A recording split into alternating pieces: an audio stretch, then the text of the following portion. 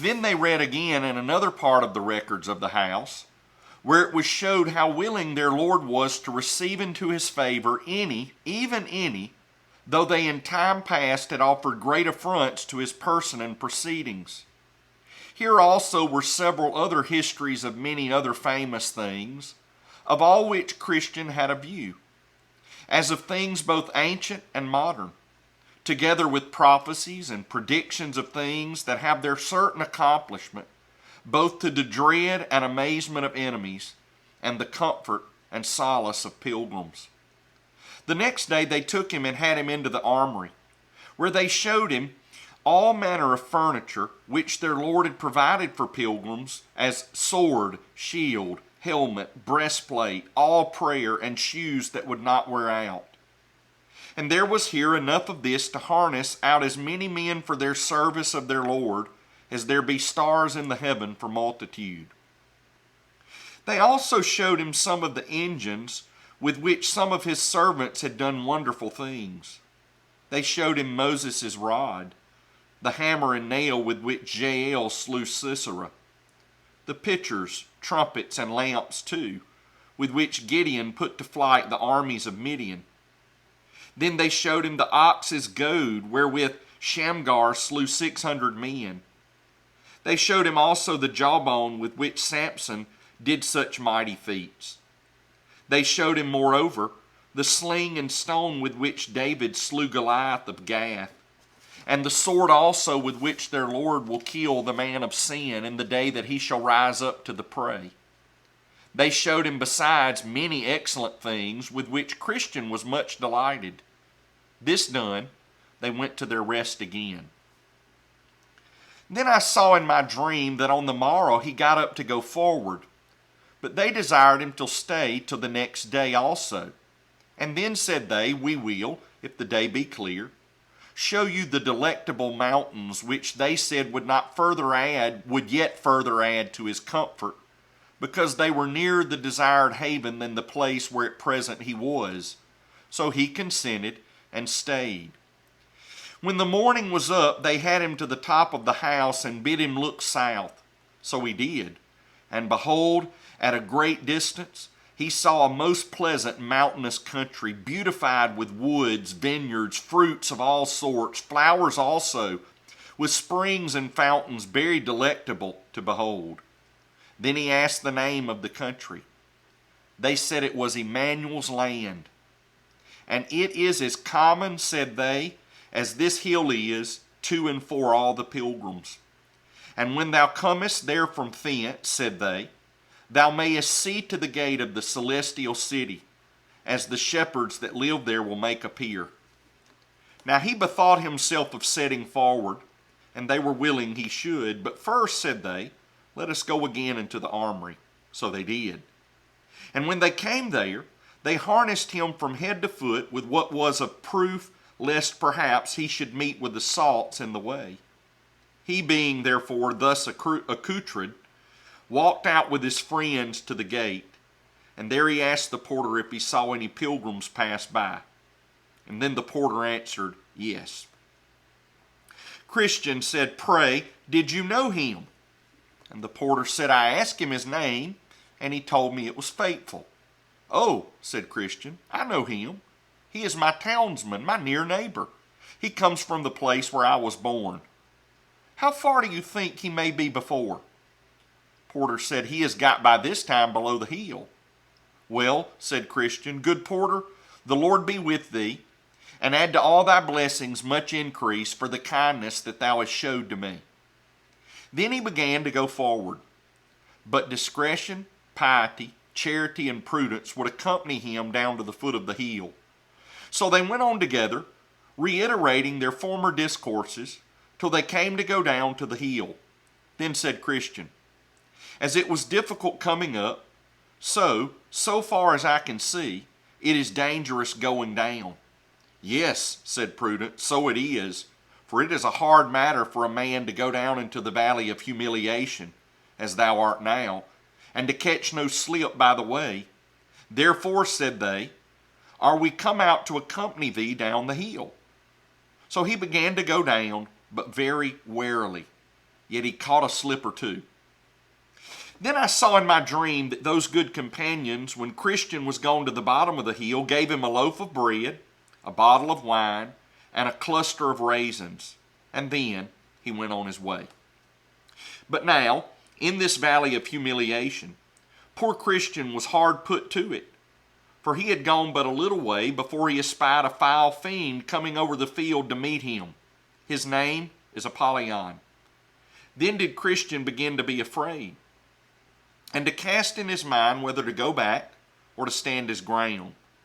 But he considered again that he had no armor for his back, and therefore thought that to turn the back to him might give him the greater advantage with ease to pierce him with his darts.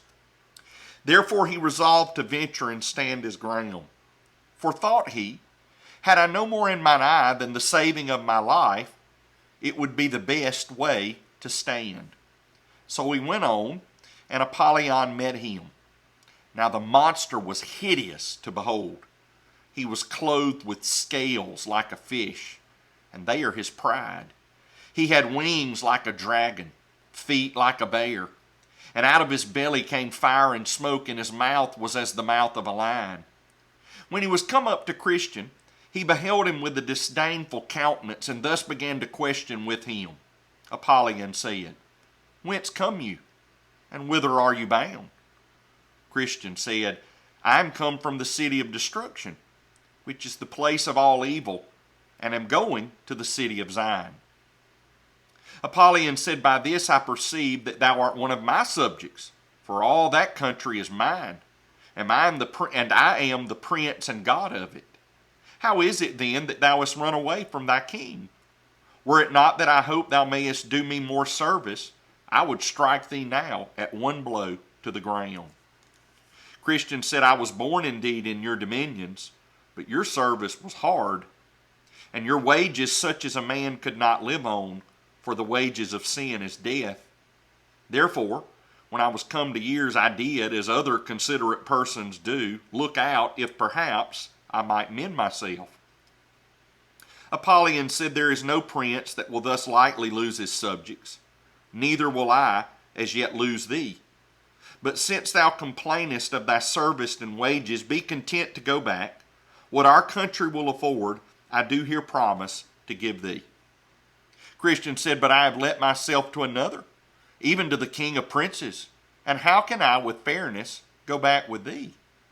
Apollyon said, Thou hast done in this, according to the proverb, changed a bad for a worse.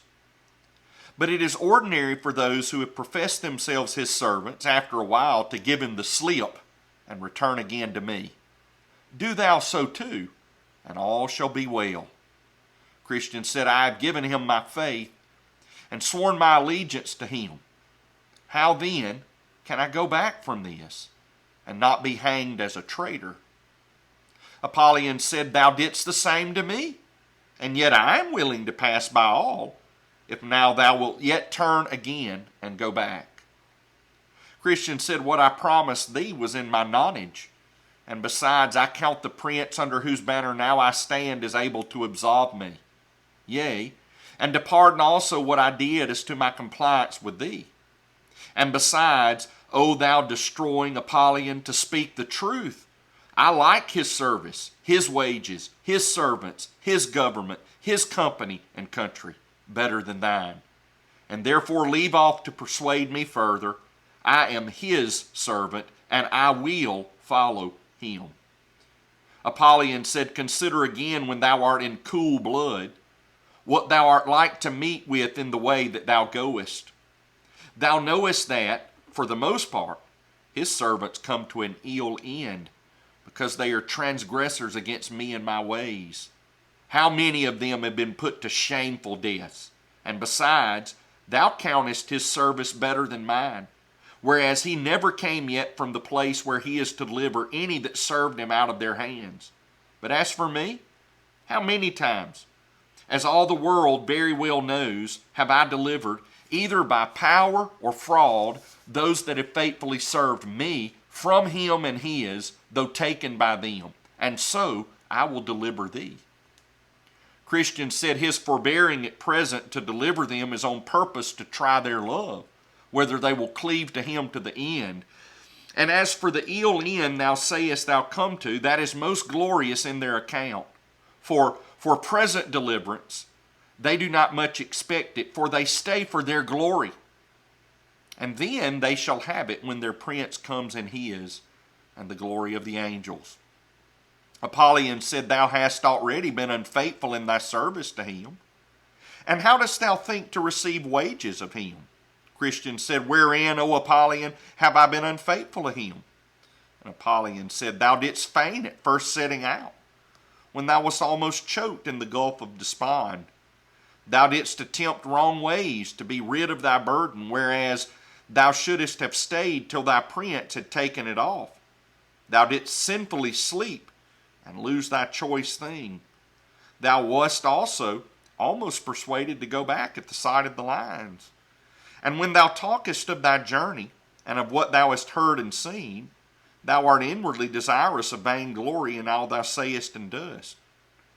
Christian said, all this is true, and much more, which thou hast left out.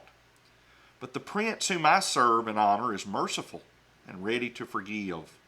But, besides, these infirmities possess me in thy country, for there I sucked them in, and I have groaned under them, been sorry for them, and have obtained pardon of my prince. Then Apollyon broke out into a grievous rage, saying, I am an enemy to this prince. I hate this person, his laws, and his people. I am come out on purpose to withstand thee. Apollyon, beware what you do, for I am in the king's highway, the way of holiness. Therefore, take heed to yourself. Then Apollyon straddled quite over the whole breadth of the way, and said, I am void of fear in this matter. Prepare thyself to die. For I swear by my infernal den, that thou shalt go no further. Here will I spill thy soul. And with that he threw a flaming dart at his breast. But Christian had a shield in his hand, with which he caught it, and so prevented the danger of that. Then did Christian draw, for he saw it was time to bestir him. And Apollyon as fast made at him, throwing darts as thick as hail. By the which, notwithstanding all that Christian could do to avoid it, Apollyon wounded him in his head, his hand, and foot. This made Christian give a little back. Apollyon therefore followed his work amain, and Christian again took courage, and resisted as manfully as he could. This sore combat lasted for about half a day, even till Christian was almost quite spent. For you must know that Christian, by reason of his wounds, must needs grow weaker and weaker. Then Apollyon, espying his opportunity, began to gather up close to Christian, and wrestling with him gave him a dreadful fall. And with that Christian's sword flew out of his hand. Then said Apollyon, I am sure of thee now. And with that he had almost pressed him to death, so that Christian began to despair of life. But as God would have it, while Apollyon was fetching of his last blow, thereby to make a full end of this good man, Christian nimbly stretched out his hand for his sword and caught it, saying, Rejoice not against me, O mine enemy. When I fall, I shall arise. And with that he gave him a deadly thrust, which made him give back as one that had received his mortal wound. Christian, perceiving that, made at him again, saying, Nay, in all these things we are more than conquerors through him that loved us. And with that, Apollyon spread forth his dragon's wings and sped him away, that Christian for a season saw him no more. In this combat, no man can imagine, unless he had seen and heard as I did, what yelling and hideous roaring Apollyon made all the time of the fight. He spake like a dragon. And on the other side, what sighs and groans burst from Christian's heart.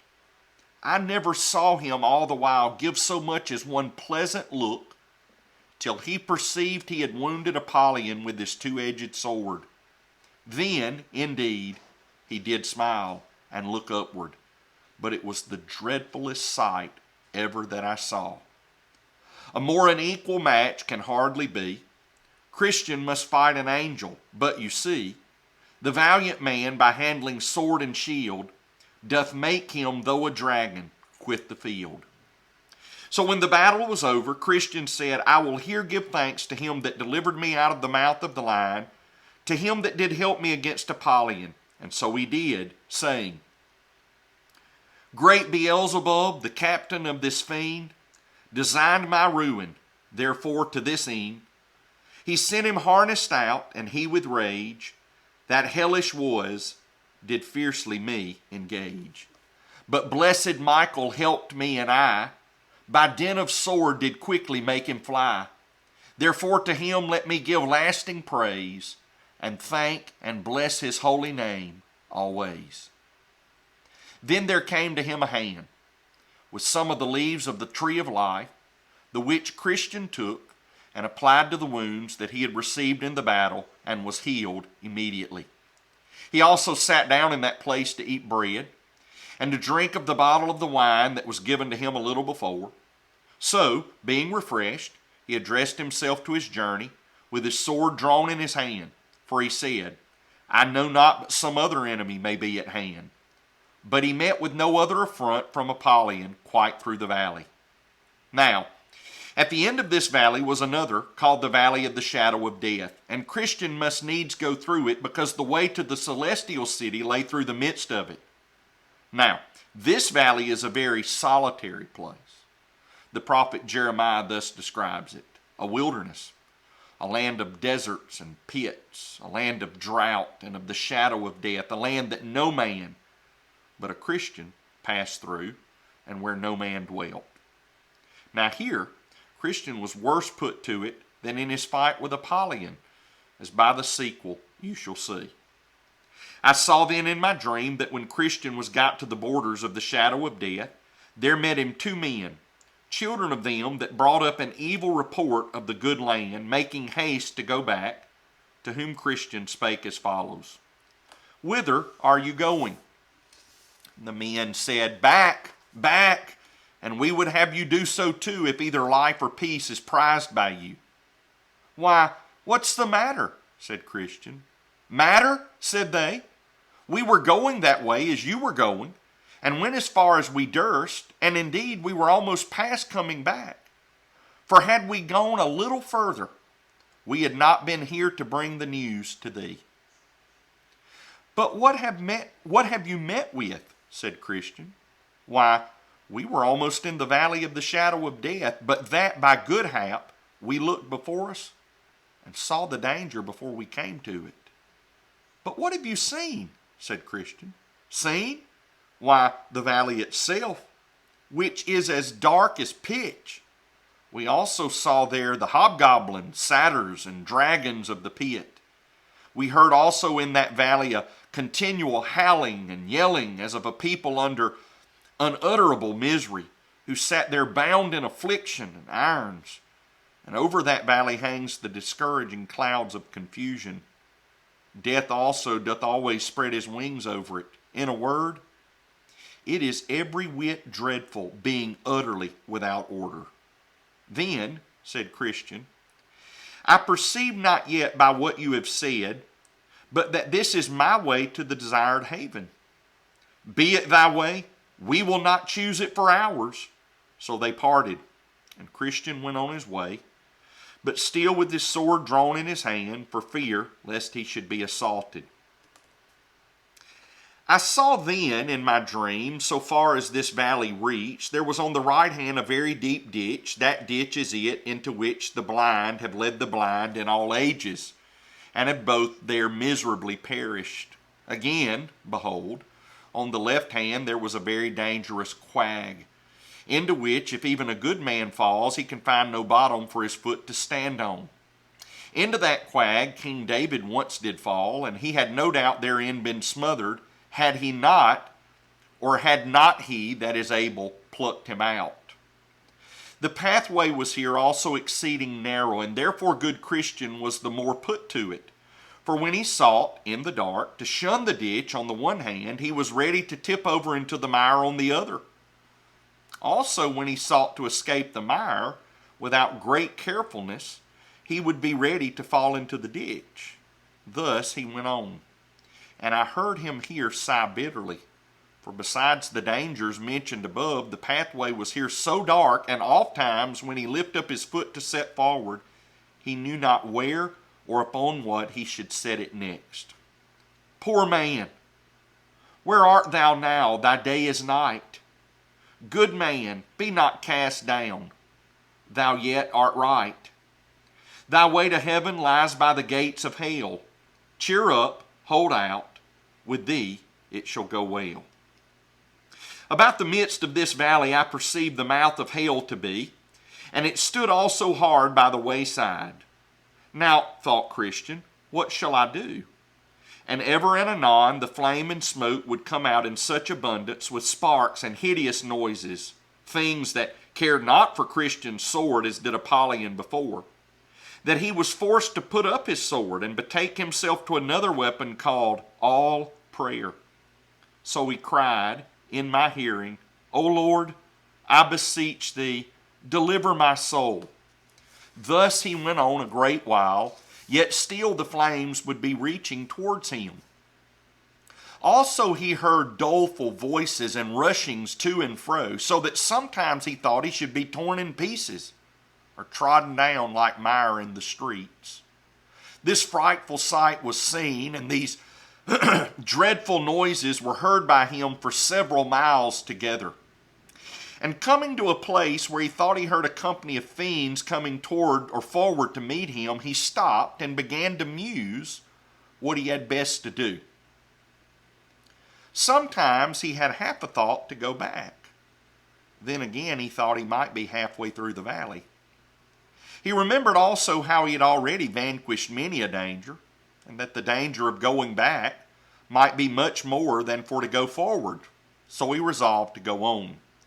Yet the fiends seemed to come nearer and nearer. But when they were come even almost at him, he cried out with a most vehement voice, I will walk in the strength of the Lord God. So they gave back and came no further. One thing I would not let slip. I took notice that now poor Christian was so confounded that he did not know his own voice, and thus I perceived it.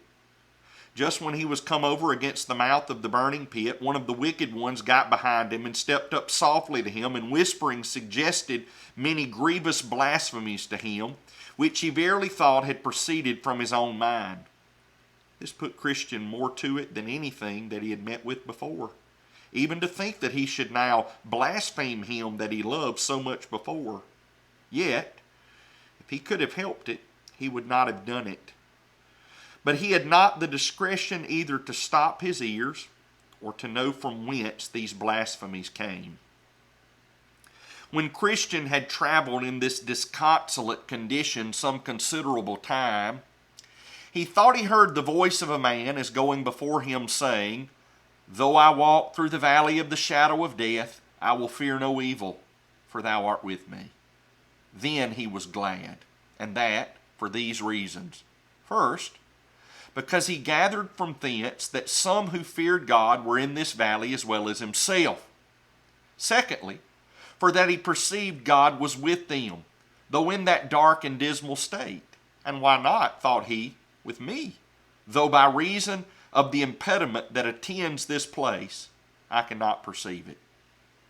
Thirdly, for that he hoped, could he overtake them, to have company by and by. So he went on, and called to him that was before, but he knew not what to answer, for that he also thought himself to be alone, and by the day broke.